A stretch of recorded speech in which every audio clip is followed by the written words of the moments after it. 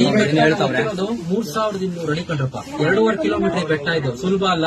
ಇಡೀ ಬೆಟ್ಟನ ಒಂದೇ ಹೆಜ್ಜೆಯಲ್ಲಿ ಹಿಡಿದಿರೋ ಮೂರ್ತಿ ಕಬ್ಬಾಳಮ್ಮ. ಈ ಬೆಟ್ಟದ ಮೇಲೆ ಇರುವಂತ ಶಿಲೆ ಕೆಳಗಡೆ ಗ್ಲಾಸ್ ಅಲ್ಲಿ ಇದೆಯಲ್ಲ, ಆ ಶಿಲೆ ಎರಡು ಒಂದೇ ಸಮಯದಲ್ಲಿ ಆಗಿರೋದು.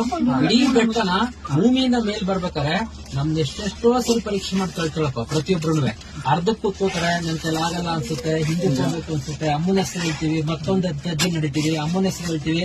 ಹೀಗೆ ಒಂದೊಂದೇ ಹೆಜ್ಜೆಗಳನ್ನ ಅಮ್ಮ ಮುಂದಕ್ಕೆ ತಳ್ತಾಳೆ.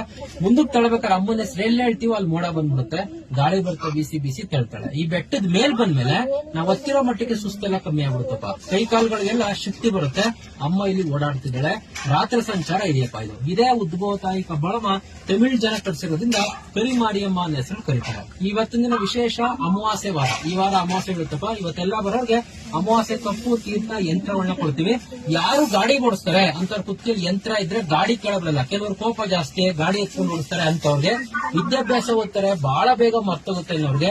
ಇನ್ನೂ ಮದುವೆ ಆಗಿಲ್ಲ, ಇನ್ನೂ ಮಕ್ಕಳಾಗಿಲ್ಲ ಅನ್ನೋಂತ ತಂದೆ ತಾಯಿಗಳಿಗೆ, ಹುಷಾರಿಲ್ಲದೆ ಇದ್ದವ್ರಿಗೆ ಯಂತ್ರ ತಗೊಂಡೋಗ್ತಾರಪ್ಪ. ಇವಕ್ಕೆಲ್ಲ ಮಾಂಸ ತಿನ್ಬೋದು, ಸೂತ್ಕೊ ಬಂದು ತೊಂದ್ರೆ ಇಲ್ಲ. ಹೆಣ್ಮಕ್ಳು 1 ವರ್ಷ ಪೂರ್ತಿ ಇರ್ತಿದೆ. ಇನ್ನ ಮನೇಲಿ ದುಡಿತೀವಿ, ಕೈಗತ್ತಾ ಇಲ್ಲ, ಸಂಪಾದನೆ ಮಾಡ್ತೀವಿ ನಿಂತ ಇಲ್ಲ ಅನ್ನೋರ್ಗೆ ಅಮ್ಮನ ವಿಗ್ರಹ ಲಕ್ಷ್ಮಿ ಕಾಯಿನ್ ಕೊಡ್ತೀವಿ. ಈ ಕಾಯಿನ್ ನ ಪರ್ಸ್ ಒಳಗೆ, ಬ್ಯಾಗ್ ಒಳಗೆ, ಬೀರ್ ಒಳಗೆ ಇಟ್ಕೊಂಡ್ರೆ ದುಡ್ಡು ಕಾಸು ನಿಲ್ಲುತ್ತೆ. ಮನೆಗಳಿಗೆ, ಅಂಗಡಿಗಳಿಗೆ ಅಮ್ಮನ ಕಾಯಿ ಕುಡಿಕೆ ದೃಷ್ಟಿ ತಡೆ ಹೊಡಿತೀವಪ್ಪ.